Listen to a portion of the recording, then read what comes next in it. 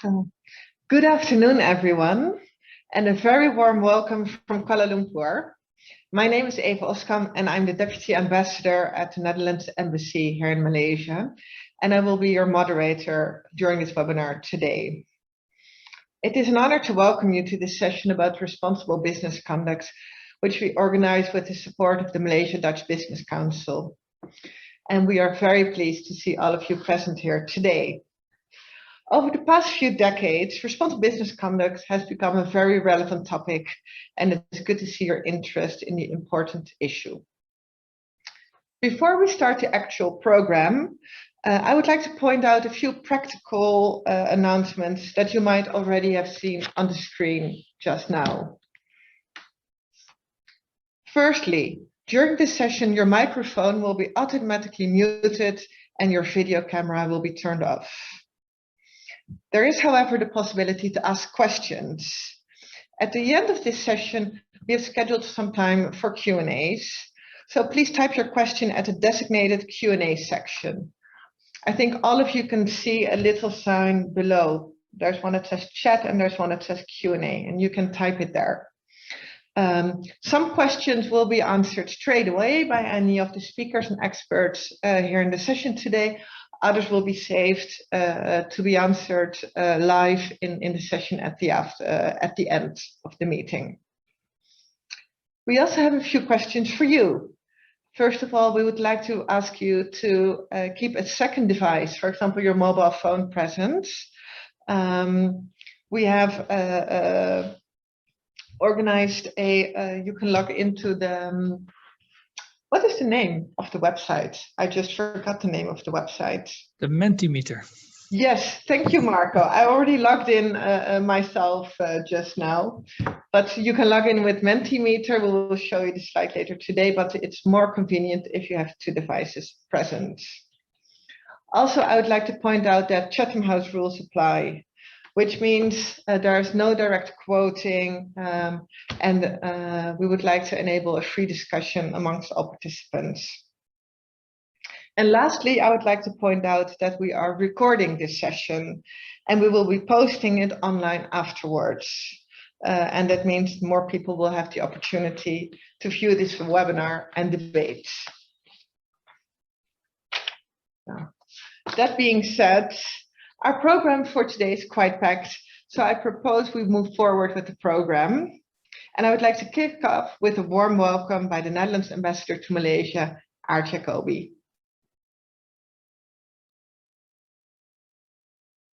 Ladies and gentlemen, good afternoon. My name is Art Jacobi, and I am the Netherlands Ambassador to Malaysia. It is with great pleasure that I welcome you to this first webinar on responsible business conduct, which marks the start of the Embassy's efforts and activities to promote this important matter to our entrepreneurial community and their supply chains. Now, as we all know, businesses are the engine of the economy. They shape our planet, the way we work, produce, consume, and live. This is why responsible business is key to ensuring better lives for present and future generations. There is, however, a role for public authorities to create a level playing field and support and encourage companies to take into account the environment, society, and their employees. Over the past years, the Dutch government has shown a consistent commitment toward its RBC responsibilities. We did not only develop new policy to compel more companies into responsible practices, but we have also taken measures to support companies either practically or financially on their road toward a more sustainable future. These efforts covered a full range of human rights and labor rights issues, as well as the environment and the fight against corruption.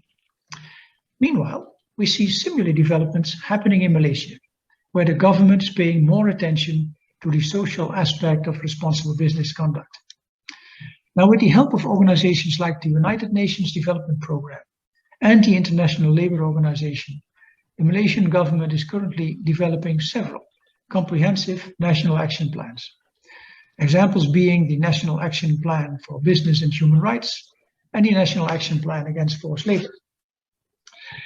Now, I'm positive that our governments recognize the important role they have to play and that they see the necessity for change. I'm also confident that companies will take the lead in this area, putting environmental and social sustainability at the core of their missions and seeing this as the best way to generate sustainable profits and growth and be more competitive in a global market. Perhaps it is needless to say, the Netherlands Embassy is at your disposal to support your ambitions towards a more responsible supply chain. This afternoon, we will introduce you to the latest policy developments and good practices of 2 Dutch companies in Malaysia. On behalf of the Embassy and the MDBC, I thank you for your presence and I look forward to meeting you again at future events. Thank you.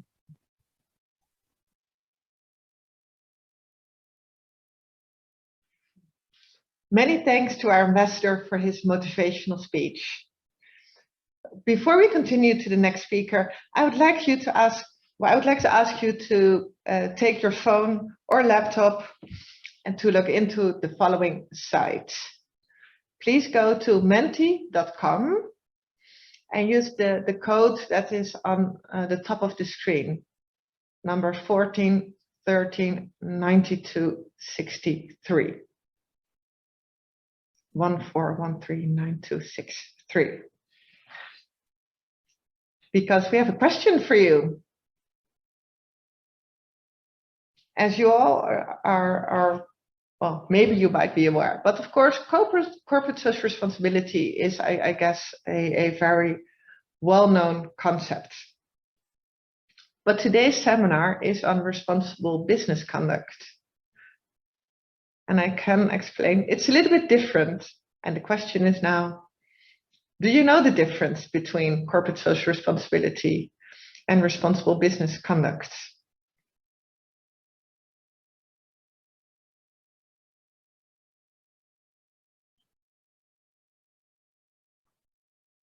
And I promise we won't show who gave what answer. So feel free to put in whatever you feel like.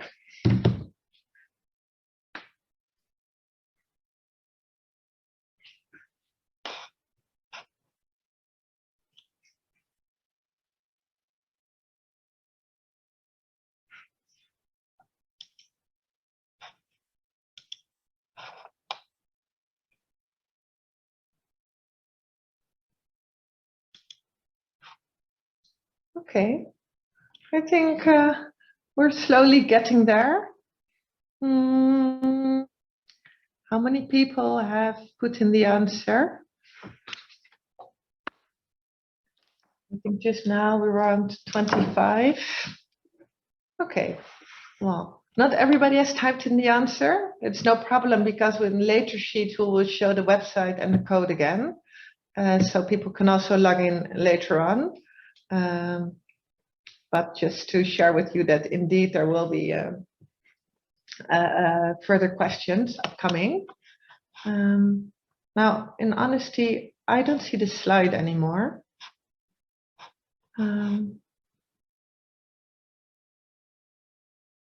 So I can't discuss the outcome. I don't know if anybody else can see the slide again. Thank you, Adeline, for putting it up again. So this is a promising start. I think 84% of the audience is known with the difference. And for 16%, it's still unknown. Well, I hope that at least for that 16%, the presentations will be useful in also explaining the concepts.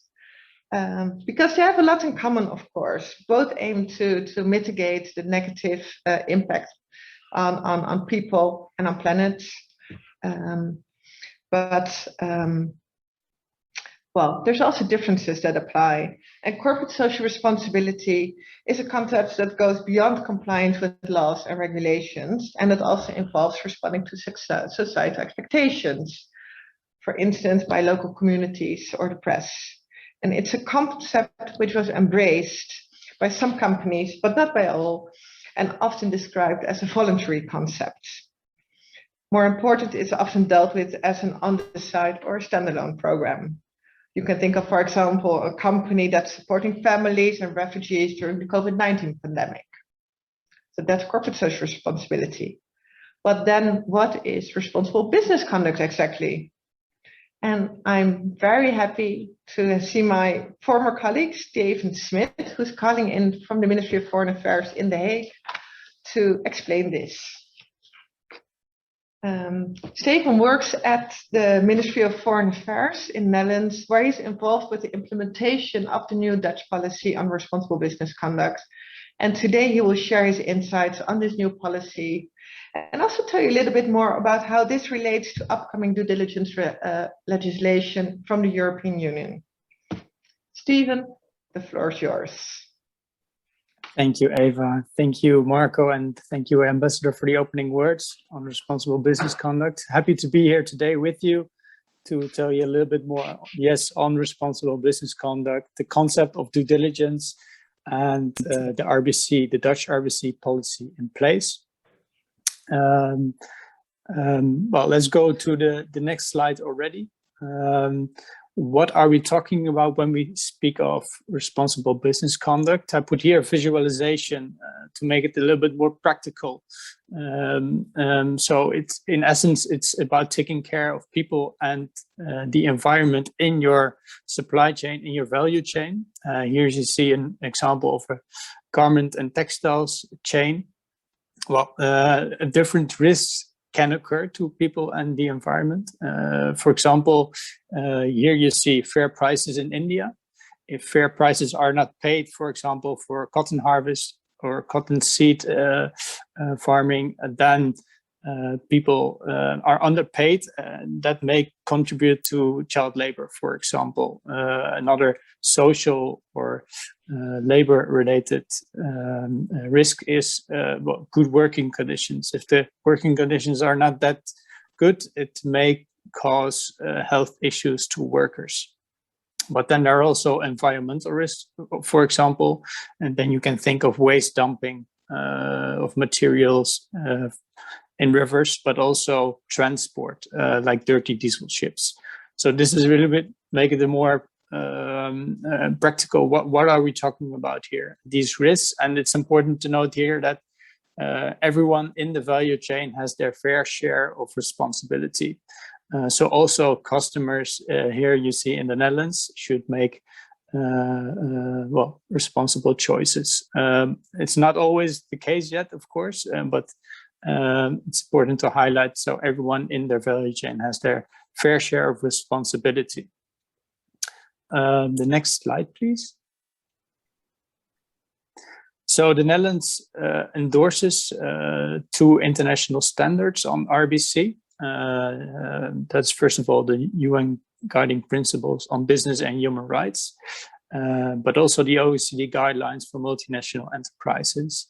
And these international standards, in essence, ask companies to conduct responsible business by carrying out due diligence.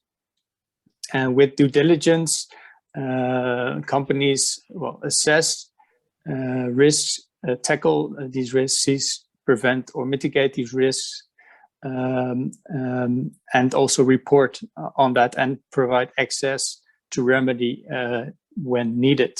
But yeah, just that you know a little bit the background, the international framework that's behind it. So if we go to the next slide, we dive a little bit deeper into this concept of due diligence.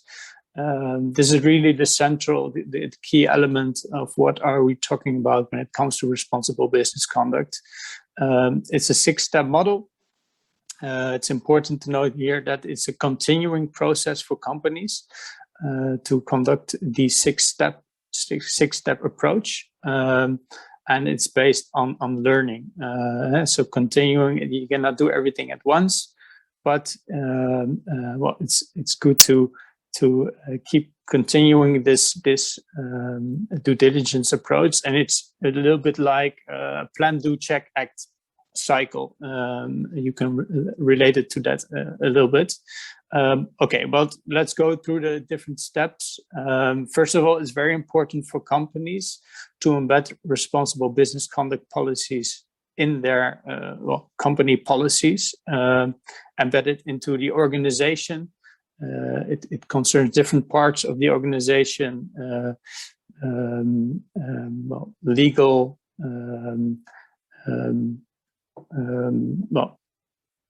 different parts of the organization, but also the management part is really important to have this notion. It's important for all the company, for all management systems in place. Once you have done that, you start assessing which risks are possibly there in the value chain. And when doing that, it's very important to prioritize which are the most salient risks and which are the most likely risks to occur. Based on that, a company can start tackling these risks. And there's three types. You can either seize, prevent, or mitigate the risks. But in that case, it's very important, as mentioned before, to strive for continuous improvement through dialogue with your value chain partners, with the production in countries, and disengagement. So if you find a risk that is quite severe in a country, in a production location, for example, it's you should not disengage.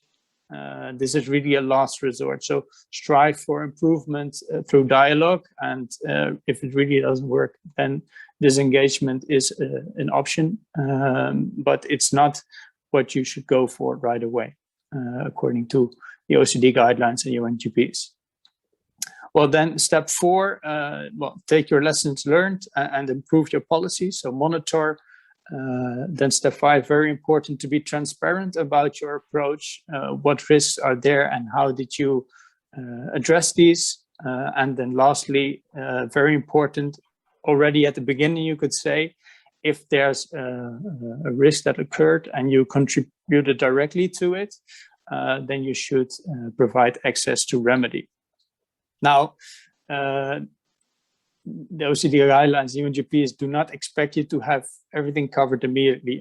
As I explained, you have to prioritize what you can do first, most salient risks, most likely risks, but also when looking at your company, are you working for a multinational enterprise or are you an SME? Well, if you're an SME, you cannot do as much, but then you could think of leverage, working together with other partners or other companies to leverage and strive for a solution. So in that case, it's also important to note here that there's a scale of responsibility for the companies when it comes to linkage. So linkage is really a key. You can either cause, contribute, or being linked to a risk or an adverse impact. Well, causing, for example, is an enterprise that has a discriminating policy in place against women or racial minorities, not explicitly, but maybe implicitly. Well, then you should change that right away. But you can also contribute to an adverse impact. For example, if you are a company and you say, I need to have these products within the next day, then maybe you push people in the factory into overtime, causing them to be ill or whatever. So then you contribute, and you should also, at least use your leverage or possibly offer access to remedy for those people. But the last one is being linked to, and that's a bit more difficult. But you can, for example, also source a material. I name here cobalt from cobalt mines, where child labor has occurred, but you don't know because you're further up the value chain. But then you need to pull your leverage with your value chain partners and other companies to make sure, child labor is erased, obviously. But so these are the 3 different types of linkage. It's also good to keep in mind. Okay, now I've explained a little bit on this concept, and if there's questions, I will answer these later. But we can go to the next slide. because then I will explain a little bit about the RBC policy of the Netherlands at this moment. And there you see this due diligence concept is really a crucial element in the new policy mix. But let me start off with this new policy document. From giving information to opposing obligations, a new impulse for responsible business conduct was published in October last year. And in that policy document, the government concluded that the old policy, which was really voluntary at heart, had failed to achieve its goal. So too few companies were operating in line with the OECD guidelines for multinational enterprises and the UNGPs, UN Guiding Principles for Business and Human Rights, and conducting due diligence. For example, sector-wide cooperation in the form of the RBC agreements in the Netherlands only reached 1.6% of the companies in high-risk sectors. And only 35% of all large multinational enterprises committed to the OECD guidelines. So the cabinet said we need more rigorous measures to that end. Therefore, the government proposed a new smart policy mix. You can see here in the slide, it is a policy mix really in line with the UN Guiding Principles with mutually reinforcing measures. But the central part of the policy is the general due diligence obligation, which is really the new element. Also, the RBC support office is a new element, and the other parts were already existed but need to be updated also in the light of this new general due diligence obligation. And this obligation the government sees primarily established at EU level because it makes for greater impact in the value chain of European countries and also Dutch companies, and it safeguards a level playing field. So not only the Netherlands has certain obligations for companies, but also other EU member states for their companies. So it is really important to know that, while other parts of the policy mix, for example, sector-wide cooperation already exists in the form of RBC agreements, we are currently seeing how we can alter that. Likewise, for example, financial incentives. My colleague Bjorn Boekman will explain a little bit more on one of these incentives later on. And also an RBC support office. And that's also a new element that should be there as a one-stop shop for companies with first questions on RBC. So where do I start? What is due diligence? Why I should start embedding policies first and then tackling and assessing and tackling risks. Well, other sector-wide guidances, for example, these are really questions for the RBC support office that will be established later on at the end of this year or beginning of next year. Maybe lastly, to note that there's momentum in the European Union. So the European Commission announced the development of a legislative initiative in the fall of this year. It's an initiative on sustainable corporate governance and includes that due diligence obligation possibly. And well, the Dutch government is really for this EU level approach, because in other EU member countries, states, there are already RBC legislative, there's also already RBC legislation, a due diligence obligation in place.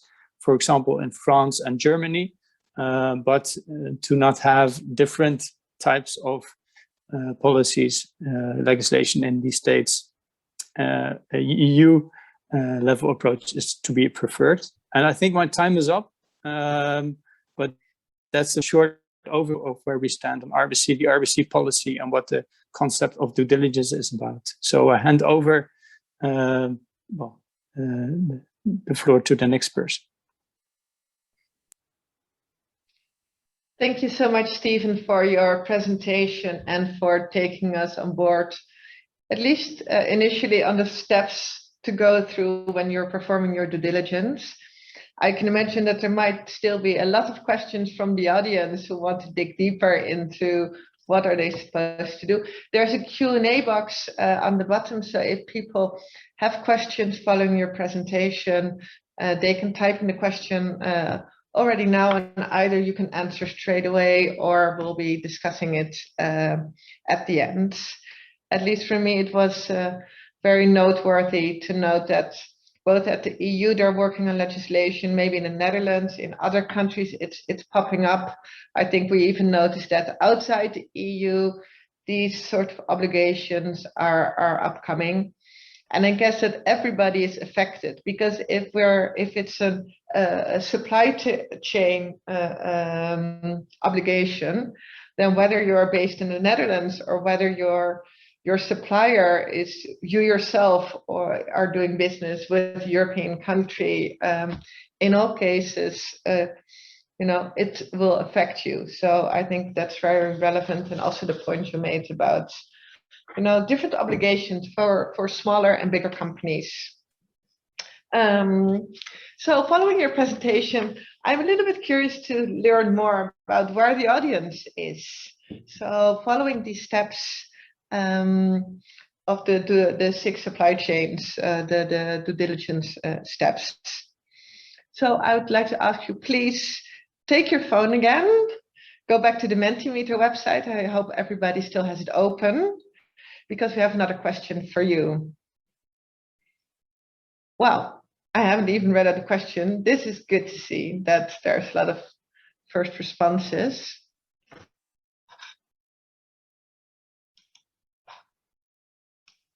So where are you when it comes to your steps? I hope everybody can still see the steps. So first is embedding it in your policies. The second one is also identifying the risks in your supply chain. The third one is really, once you have identified those risks, also preventing them or mitigating them, or ceasing otherwise trade with your supplier. Fourth one is to track where you are. Fifth one is to communicate. And the sixth one is really about, do you have any remediation policies? So where can your employees or otherwise your suppliers' employees go through if they are harmed in any way?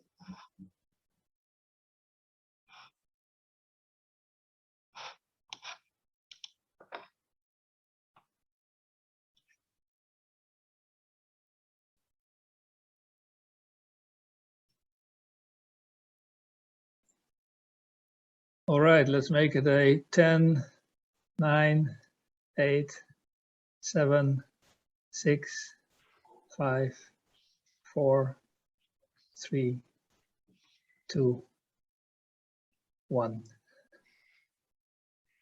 Thank you, Marco. And I saw that at the last few seconds, still another couple of answers came in. And I think it's really interesting to see that at least a quarter of the companies present have at least started with developing policies. So that's a good first step. Oh, and things are still moving. Oh, well, we're moving up. So that's a good one.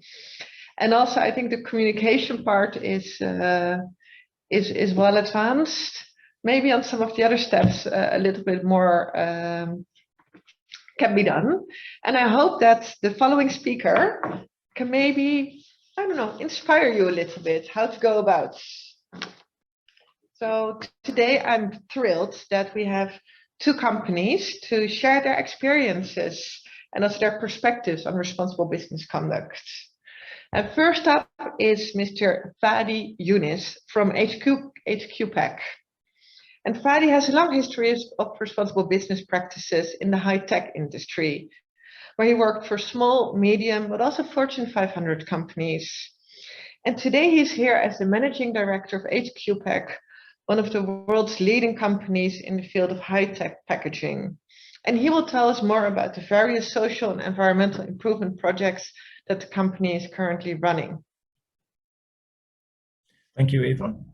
Good afternoon, everyone, and goedemorgen to our colleagues in the Netherlands. My name is Fadi Yunus. I'm the Managing Director for HQPAC, and I'm happy to be here today to share with you some of the things that we are doing to hopefully improve the society and the economy and the environment. There's a lot going on also with COVID, and yeah, that presents new challenges, but we are moving forward, and we hope that we set some examples for other companies to follow. I have a few slides I'd like to share with you.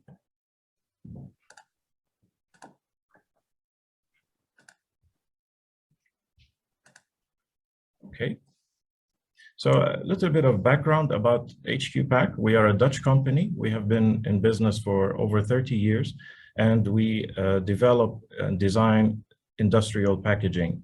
Our packaging is mainly used by companies that manufacture equipment and tools, sensitive equipment, and that they need to transport it. We are a high mix, low volume production company.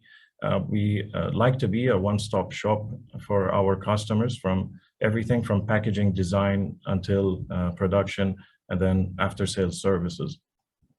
We have facilities in Europe, in the US, and Malaysia and Singapore. So yeah, we have present globally, but we can provide our customers with local support. We service mainly the OEM, or the original equipment manufacturing industry, companies like ASML and ASM. So, we set out on a mission in HQPAC Malaysia to give back to the community, to the country that's hosting us. And yeah, so we are focusing on a few areas, starting with, of course, taking good care of our people and protecting the environment, giving opportunities to the local community, and supporting the small businesses around us. Unfortunately, some international companies that operate in Malaysia will recruit only foreign labor. Their managers are expatriates, their suppliers are from overseas, and everything produced in Malaysia is exported to overseas countries. So that's, in my opinion, not really contributing much to the economy or to the community of the host country. In HQPAC, we are proud to do the opposite. So we hire local talent, we use local suppliers as much as possible, and we're trying to help support the economy and society of our host country, Malaysia, which has been very kind and generous to us with all kinds of incentives. So yeah, these are the four pillars, if you will, of our focus areas. Taking care of our people, we strongly believe that yeah, compensation is important. So financial stability of our people is important to us. And we believe that only if our people are comfortable at home can they focus and innovate and be productive at work. So we offer attractive compensation packages, increments and bonuses every year, really good private medical insurance with zero out-of-pocket expenses. We also offer flexible work hours for single mothers, and the term maybe now is becoming more prevalent. A lot of married couples are separated because of COVID. So people are stuck in Singapore and the mother is on the Malaysia side with the kids, with homeschooling and so on. So that presents a significant challenge if they have to work and balance also the schooling. We provide transportation assistance and transportation allowances, of course, maternity leave, but also paternity leave. Everyone forgets about the dad has to run to the pharmacy to get diapers and milk, right? For the community and the local businesses around us, first of all, we are a majority of Malaysian people that work in HQPAC. So 80% of our production workforce are Malaysians, and 100% of our management team and office staff are also Malaysians. In fact, I'm the only expat in the company. We hire fresh graduates and we hire zero experienced operators. So we spend somewhere between 6 to 9 months of training and developing the skills needed for those people to be successful in the business world. Not all of them end up staying with HQPAC, but it's a good solid base for them to enter into the commercial world or the manufacturing sector especially. So we really don't shy away from hiring people without experience because yeah, they bring a fresh perspective, and we believe that if we support them, they can be really successful. And that's proven to be correct. So we have some bright minds at HQPAC. Recruitment-wise, we try to give priority for single parents and mothers returning to the workforce after taking a few years off to take care of the baby. For local businesses, small businesses, this was important to us before COVID, but it's become basically an existential threat to the small businesses around us because of COVID. So we search for suppliers in our immediate vicinity, right? So we are in Kulai and we search within a 15-kilometer radius and try to find our supply chain there. Only if we are not successful in finding the supplier for what we need do we expand the search to other states and then eventually look for other countries. But we try to focus on the small businesses. So instead of having, for example, an Amazon account and order all of our IT equipment or from HP or Lenovo, we use a very small family-owned IT shop in Kulai. It's a few kilometers away from us, and it's run by a guy and his wife and 2 daughters, and they get all of our IT business. Soho HR is a labor recruitment supplier. It's a single-person company, works out of his living room. DY Engineering is our wood supplier. It's a family-owned and operated small business also. 4 people in that company. Joy Cool is our HVAC supplier, also a family-owned and operated small business. So this is what we're trying to do with to have a spillover effect, especially in COVID, where it's really important to support the SMEs. And 40,000 have already gone under, projected to have tens of thousands more before the end of the year. So yeah, a lot can be done in supporting them, and it doesn't affect the quality of the material or the equipment that we are buying. We're still getting really good IT equipment, but instead of ordering, as I mentioned, from large corporate companies, yeah, we order it from a small shop. Environmentally, we design sustainable packaging solutions. Again, our customers are manufacturers of large equipment, so machinery and tools. And to transport a machine, you have to have a protective packaging for it. So we design sustainable packaging for them so that they become part of the solution, part of protecting the environment by reducing waste. In HQPAC itself, we recycle 100% of the excess material or production waste, if you will, or repurpose it. We are a zero noise footprint factory. We are zero chemical footprint factory, where we are a clean, lightweight type of production company. So we have only lightweight machineries, and yeah, we are investing in an expanded facility in Kulai that should be ready in another couple of months, where solar power will feed the majority of our electrical needs. But I wanted to explain a little bit more about the sustainable packaging solutions that we are doing, because the problem is severe. There are literally hundreds of millions of tons of waste from packaging material that's just being dumped in landfills and rivers across the world each year. I will not bore you with the statistics, but yeah, here are some numbers just to give you an idea of how bad it is. So this is not factoring in also the waste from large manufacturers. So this is what's reported, right? So this is what we know about. So it's increasing tremendously. And what's the first thing that you do when you buy something? You unpackage it and you throw away the package, right?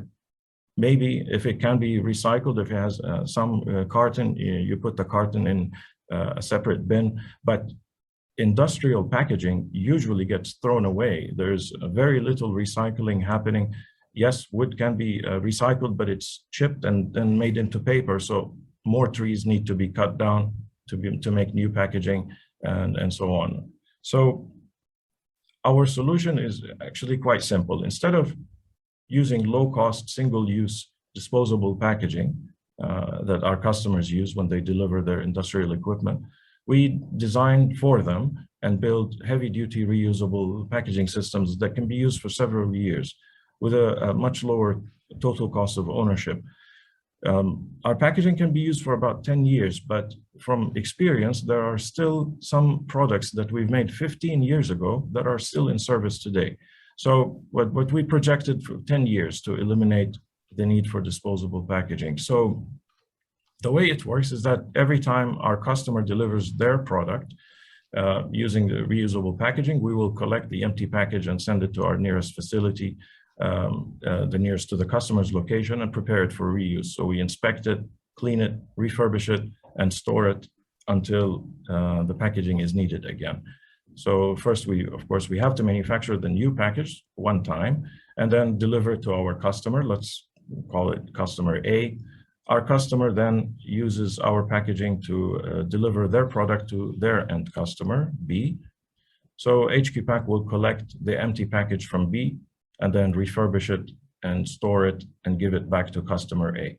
And that's a loop, right? So we continuously collect, refurbish, clean, and put it back in service without having any waste. So it's not, waste reduction, it's complete waste elimination. Then this is not only good for the environment, but there's a lot of cost saving involved in it also, because every time our customers use reusable, sustainable packaging, they eliminate waste, completely. And it's a small one-time investment, but with a very high return on that investment and a lower total cost of ownership than actually using disposable packaging over a 10-year period. So, for example, one of our customers used a single reusable crate 16 times in 1 year and prevented 6.8 tons of waste from packaging material that would have ended up in landfills. So over a 10-year period, that's 68 tons of waste avoided, completely eliminated. And in that same period, if that customer uses 12 of those reusable crates, they can save $840,000 of packaging cost that would have otherwise just been thrown out the window by using disposable options. So it's a win-win situation. And we are trying to expand this program and attract more of our customers to shift from using single-use to sustainable packaging methods. When it comes to our supply chain, there's a lot of things happening in the supply chain that sometimes it's quite challenging to know what's going on. But when we are looking at new suppliers, or we are considering new suppliers, we do some vetting and before we onboard them, such as background checks, just making sure that they exist properly, legally, they don't have any lawsuits or have not been sued before for human rights issues or fined. So we check their legal and financial and business registration status and check the history for potential red flags. So if we spot any, then we absolutely will not consider that supplier. So that's for new suppliers, but for existing ones, we regularly audit them.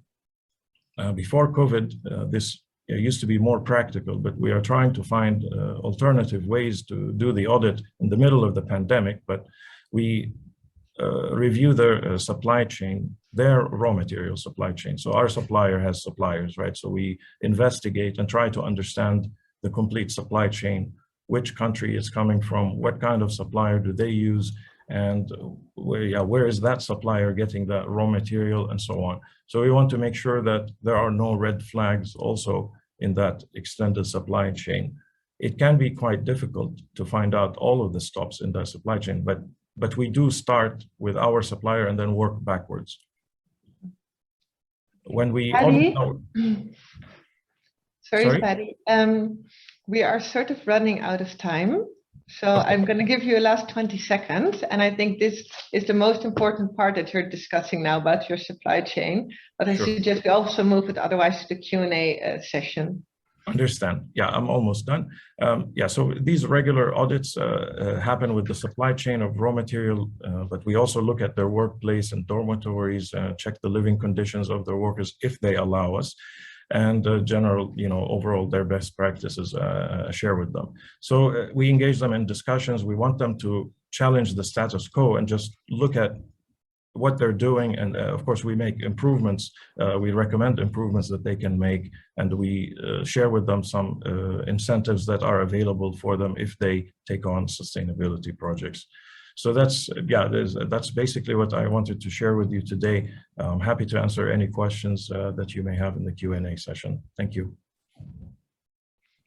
Thank you so much, Fadi. And well, I hope further questions will be upcoming. Otherwise, I am sure that I have a few, because I can imagine that, especially also working with the suppliers, and if you have such high standards, it can be difficult at times. So I think it will be really interesting for other participants today to hear more how you go about make improvements, not just in your own company, but also throughout your supply chain. In your presentation, lastly, you mentioned financial incentives, and I think that will bridge us straight away to the next presentation given by Bjorn Broekman. Bjorn is another colleague from the Ministry of Foreign Affairs in The Hague, and also works at the Unit for Responsible Business Conduct. Today he's here to tell us all about the different financial incentives, or at least a few that we feel are very relevant to the participants today, to actually work on improving your supply chain in cooperation with your suppliers. Björn, if I may give you the floor today. Thank you. Yes, thanks, Eva. So we listened to my colleague Stephen, who explained you what responsible business conduct is and what the Dutch government expects from companies. And then we heard some very inspiring examples from Fadi. And now I'm here to bring you the good news. We have funding available. So I guess if you're interested and if you think you would like to get started, maybe start a project, then please do pay attention. And I will tell you how you can request funding for these kind of projects.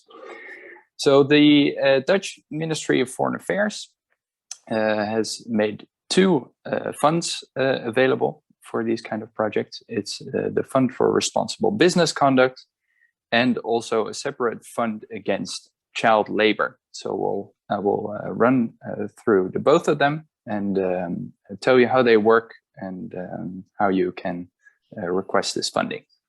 So let's start with the Fund for Responsible Business Conduct. On the next slide, please. The objective for this first fund is to make global value chains more sustainable. And for this, we keep the definition of the OECD guidelines, which covers many different topics. It's a wide range from, for example, labor issues to environment, but it's very broad, so it includes many topics. And the idea is to support companies in addressing these various RBC risks through multi-stakeholder projects of both Dutch and local companies that work together with the civil society organizations to improve the conditions in the supply chains.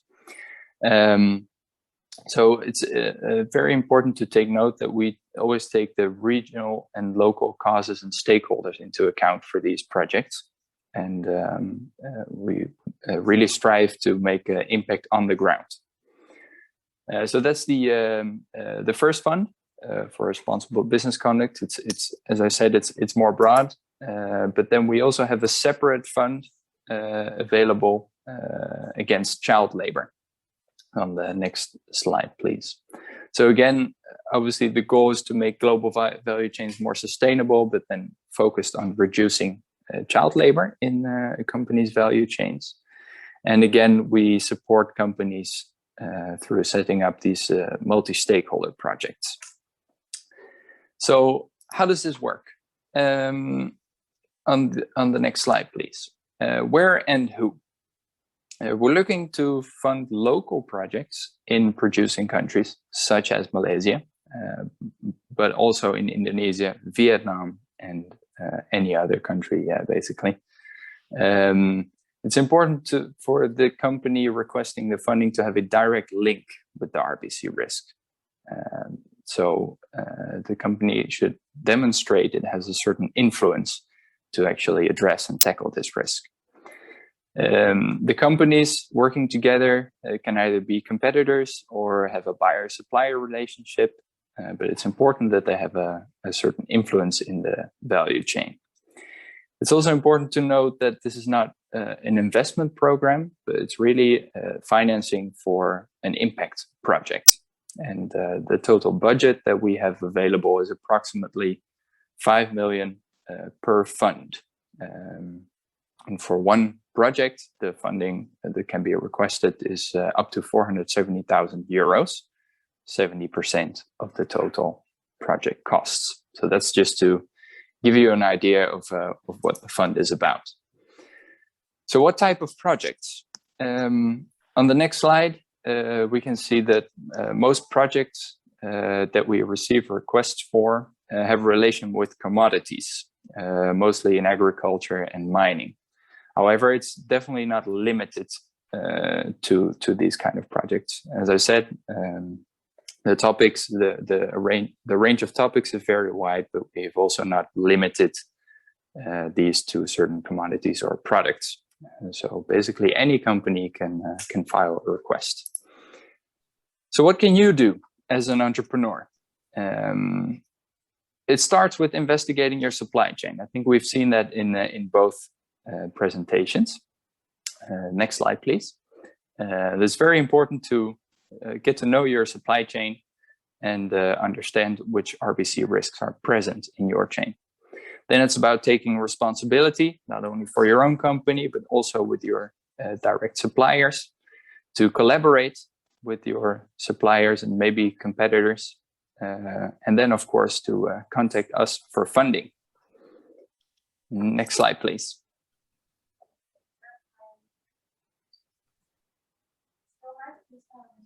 I think we're, yeah, if you can click to the next slide, I think yeah. Okay. So what's in it for you? First of all, it can provide a market advantage. Demand for responsible products is increasing. I think consumers are increasingly aware of how and where their products are produced. It's important to be well prepared for upcoming legislation, as my colleague Stephen has demonstrated. It can contribute to positively contribute to your reputation as a company, taking responsibility and also showing it in your communication. And of course, as Fadi showed, companies who are engaged in RBC activities can also have more loyal employees, very important. So just quickly two examples on the next slide, please. The first example that I can give you is a project of a Dutch company Verstegen together with NGO Fair Food and 3 Indonesian companies. They started a project on spices. Their objective was to pay a living wage to the Indonesian farmers and thereby improving the income of the farmers with 15%. So that was the objective they set. So how did they do that? They generated value through capitalization of data using blockchain technology. And this track and trace helped Verstegen to gain more insight into their value chain to further target their RBC actions. The second example, on palm oil in Colombia, multinational ADM worked together with Solidaridad, NGO, and Acetas. And their objective was to improve the health and safety and small-scale palm oil producers. They did that through a customized methodology to support farmers to work in conformity with RSPO standards and also SA 8000 requirements. These are just two examples to give an idea of what kind of project you could request. So the next slide, please.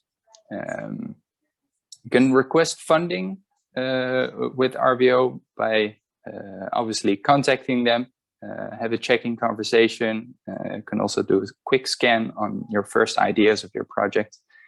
And then you can apply for subsidy, either to further dive into your supply chain and understand what risks are to be found there. Or if you already know, you can apply for funding for your plan of action. So just very quickly in the next slide, zooming in on the partnership, we're looking for companies to work together, two companies at minimum, working together with a civil society organization, and preferably also one local company. So how to apply? On the next slide, you can contact an advisor at RVO. The contact details are displayed on the next slide. You can submit a quick scan.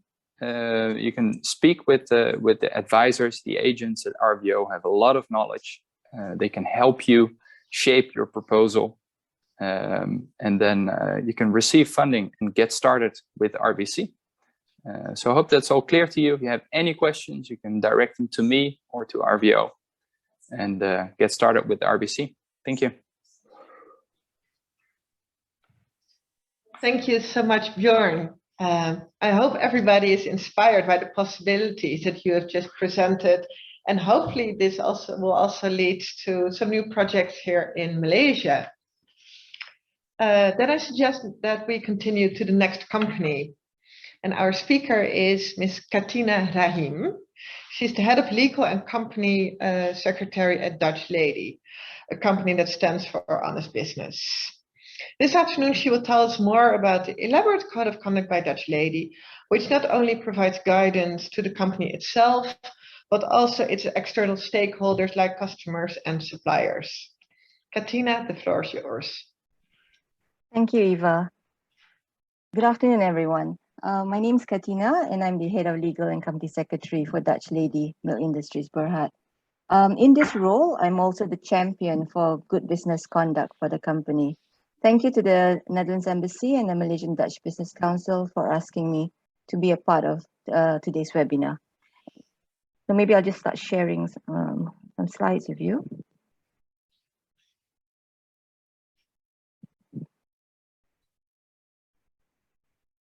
Okay, so Dutch Lady, as you may know, it's a leading dairy company here in Malaysia. We are a subsidiary of the Royal Friesland Campina NV, which is headquartered in Amersfoort in the Netherlands. So we are a part of a global MNC, and we are publicly listed here on the main board of the Malaysian Stock Exchange. My hope today is to share some information on the Friesland Campina Business Conduct Program, which we use to educate and instill good business conduct for our employees and business partners. So what is good business conduct to us as a company? At Dutch Lady, our code of business conduct is known as Compass. We believe that good business conduct is doing business in a trustworthy and ethical manner. And a compass gives us the guidance on how to do business in this way. Our ultimate goal is that all our employees and business partners carry out business with integrity, respect, and transparency. There are 14 topics which fall under the umbrella of Compass. As you can see here on the screen, this covers areas such as privacy, the prevention of fraud, sustainability, doing honest business, which is our anti-bribery and corruption policy, protection of human rights, fair competition, protection of confidential information, and several others. Now, an important element of our Compass program is our Speak Up procedure. This is basically our whistleblowing policy, and it's the procedure which can be used by all Dutch Lady employees as well as other stakeholders, and that includes our suppliers and distributors, to raise concerns about conduct that they may see which is not in line with our Compass. it seeks to promote an open culture of highlighting concerns without fear of retaliation. So we use this procedure to help improve our company and to help us do business the right way. The procedure sets out different channels whereby reports on any violations that people see can be made. So they include either speaking to a designated employee who has been trained to deal with such reports, or sending an email to the business conduct team, or speaking directly to the director of business conduct who sits in the Netherlands, or reporting anonymously via a web service or a speak up phone. So employees are reminded constantly that they can make reports without any fear of retaliation, and that where necessary, we will protect the identity of the maker of the report. So how do we ensure good business conduct, right? What are the steps that we as a company take to ensure good business conduct? As I have shared earlier, we have the compass and speak up policies in place. And in addition to that, we also have policies for each of the other topics that fall under compass. And all these policies give us proper guidance in all the different areas. But having these written policies are just not enough, right? We have to ensure that we have sufficient communication of compass and its values to everyone. So each year we develop toolkits on 2 different compass topics, and we cascade them down to all employees via trainings and team discussions. And these are conducted within teams with their team leaders. And that's to enable open discussion within teams with their own, with people working within their same area. The program also includes an investigating procedure where we seek to ensure that good governance is used in the handling of investigations, and with proper monitoring and proper reporting to all necessary levels. We also ensure that compass elements are contained in our internal control framework, which will be tested annually. Internal audits on various areas will also be considered and included in the audit plan, which the company will plan for each financial year. But more importantly, the tone for good business conduct needs to come from the very top. We see the need to show and live and eat and breathe the good values that are contained in Compass, and we need to stimulate the ownership of integrity at all levels of management and encourage an open culture where people feel safe and confident to discuss dilemmas and address issues. In a nutshell, we want good business conduct to be in the hearts and minds of everyone at Dutch Lady. Now, Compass does not just affect our employees, and the buck doesn't stop there. For a productive business relationship and successful collaboration, it's crucial, we feel, that our suppliers and distributors also share the same belief in ethical business as us. So to work together efficiently and effectively, our business partners are to conduct business in the manner set out in our business practices for business partners policy.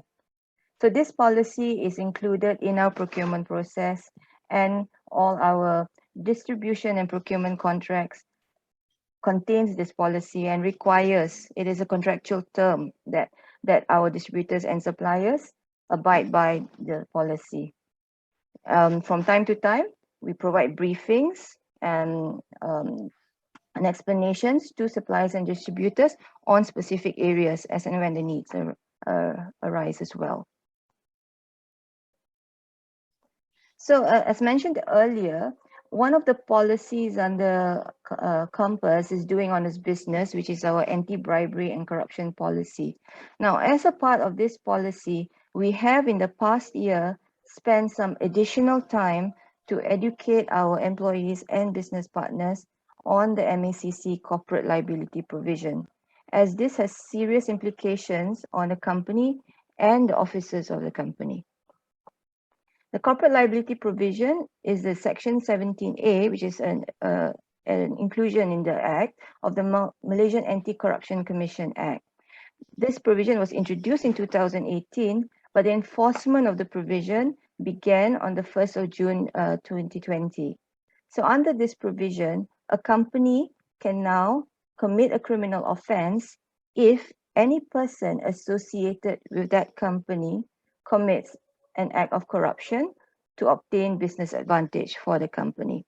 So the people who can carry out such acts could be employees or even agents, anyone who is associated with the company. And the penalties associated with this offense are quite onerous, in that it amounts to a fine of at least 1 million ringgit or up to 20 years or both. So it's a defense for a company against a charge under this Section 17A to prove that it has in place adequate procedures to prevent its employees and agents from carrying out corrupt acts. So these procedures are provided to us by the MACC in their guidelines on adequate procedures, which have been issued in December 2018.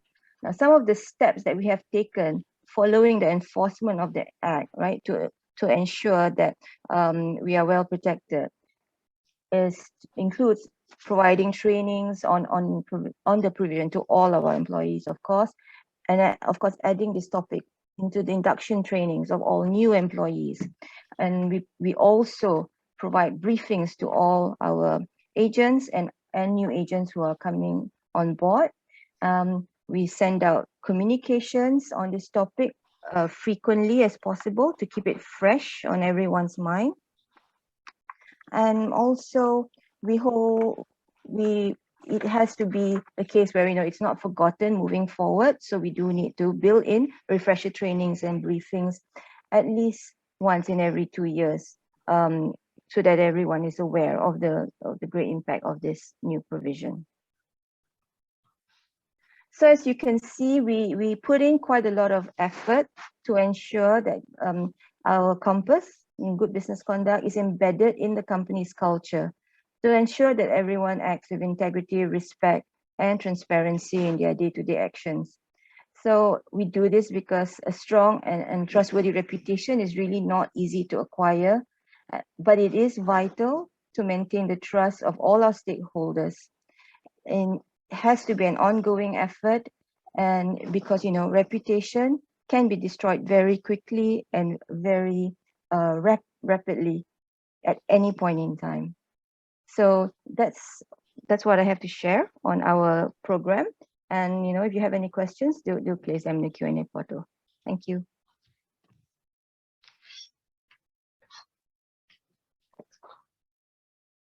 Thank you so much, Katina. And I think it's so informative also to get an understanding how you deal with it, but also indeed with the suppliers and how you train the staff.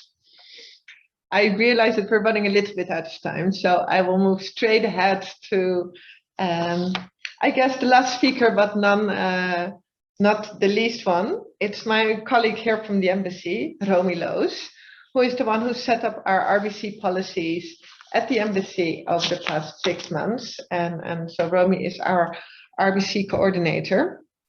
And as our ambassador already mentioned in his speech, this webinar is the start of the embassy's efforts on responsible business conduct, which means that in the upcoming months, you will see more of us. And we're always here to support you if needed. But what can you exactly expect from us? I will leave it up to Romy to share that with you. Yes, thank you, Eva.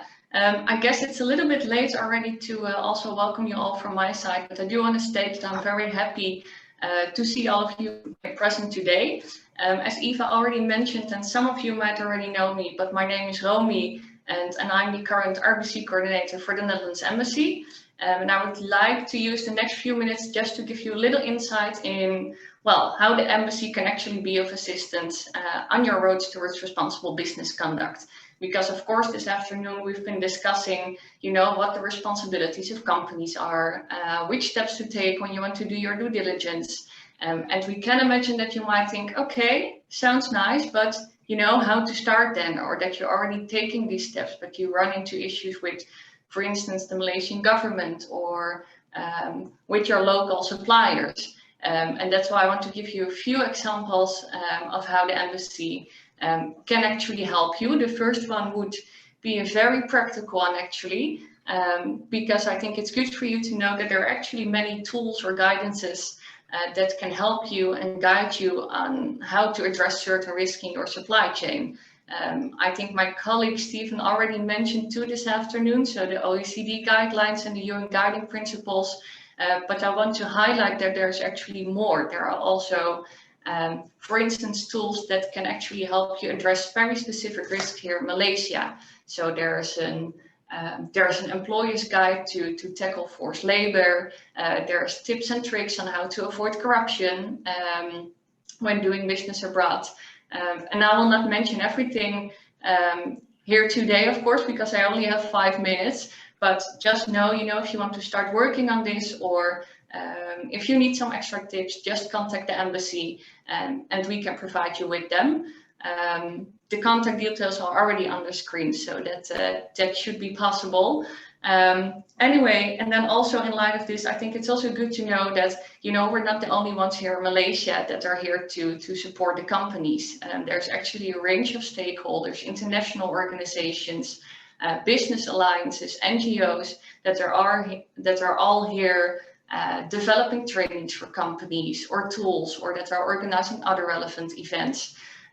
They are in our network, so just by keeping in touch with us and following us online, you will also stay up to date on their initiatives. And of course, if you want to, it's also a chance to expand your own network.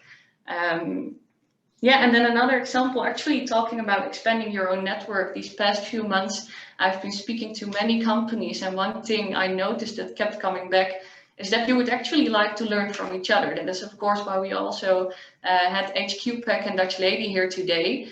But know that we're also looking into organizing, well, maybe smaller initiatives. So like facilitate peer-to-peer learning, or organize a dialogue with a few companies where you can actually share your concerns and issues, questions, perspectives, and really engage with each other. Hopefully also physically in a few months. But we'll have to see what's possible. But know that we're working on this. If you have any inputs or ideas, we're still looking how to do this. So let us know via one of the following polls that will be put online on the screen in a few minutes.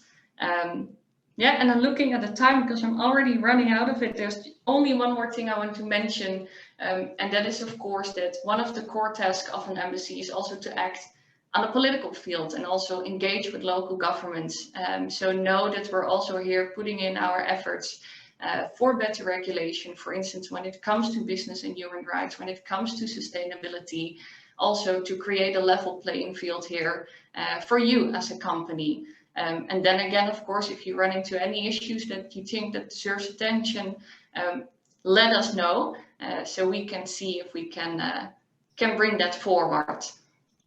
Yeah, then I think if we go to the next slide, because I actually also want to make an announcement today, because we already said in our invitation that this webinar would be one of a series.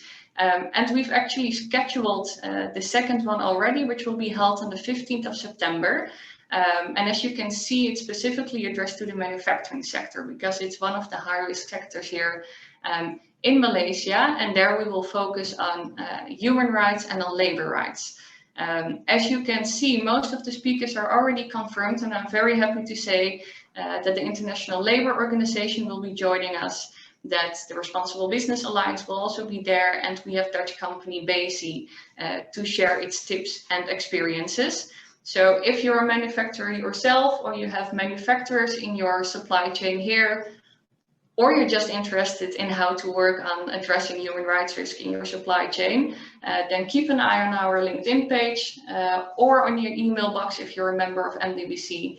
And then I would say sign up as soon as registration is open. But for now, I just want to thank you all again for your for your attention. And I actually also would like to put another poll then on the screen again, because I've been talking for a few minutes, but I'm also curious to see if there are maybe participants in the audience that think, hey, I have some input or ideas for you that you can also do as an embassy. So go to Mentimeter again and let us know via the poll.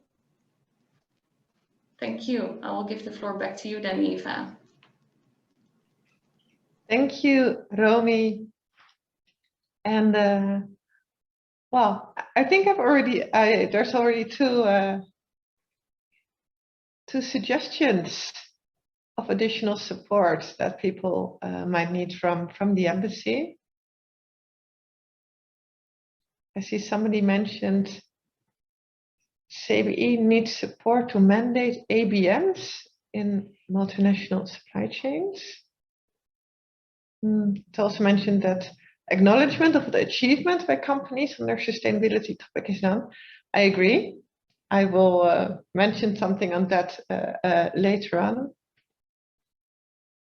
Support to work with local governments. Definitely we can do that. We're always there for companies. I'm just going to look at the technical team. I suggest we keep it open for another 30 seconds, maybe. If there's anything needed from companies, you can always contact us directly, of course.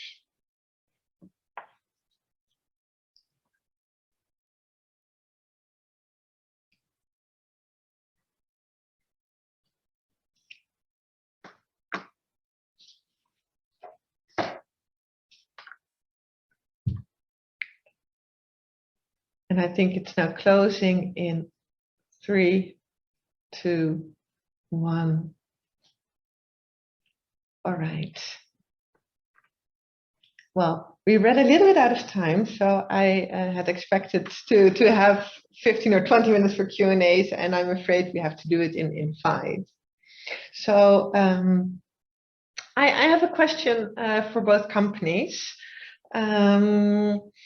And that is, you know, speaking to companies active here in Malaysia, a common comment we often hear is that sometimes it's difficult to engage with your suppliers and to, you know, explain what your expectations are and what your standards are. And I was wondering if both Paddy and Katina can explain a little bit, like, how do you do this engagement, and is it as scary as people might feel, or can anybody do it? And then maybe well, first I'll ask Paddy to answer that question, then Katina, and then maybe Katina, I saw in the chat box that somebody asked a little bit about the comments of the river pollution. Now, I know that a lot has been said, and I know that it's still being, it's still under investigation by the Department of Environment, so nothing is known. But maybe you can take this on board in answering your question as well. And then if we have time, then I have another question for Bjorn. Let's see, and in the meantime, if anybody else has a question, please type it in the Q&A box. But otherwise, Fadi, is there anything you can share about engaging with your suppliers and how to go about? Sure. Well, yeah, it's not a straightforward thing. We start with an audit, on-site audit. So, and you can pick up a lot of clues from that audit about the production environment, and then we start to make requests to see the workers' dormitories. Of course, we don't always get the permission, but yeah, our suppliers know that we are looking into that, and that we would like to see either pictures or an on-site visit of the dormitories, but we want to see the living conditions of their people. We want to understand where their suppliers are and how do they do business.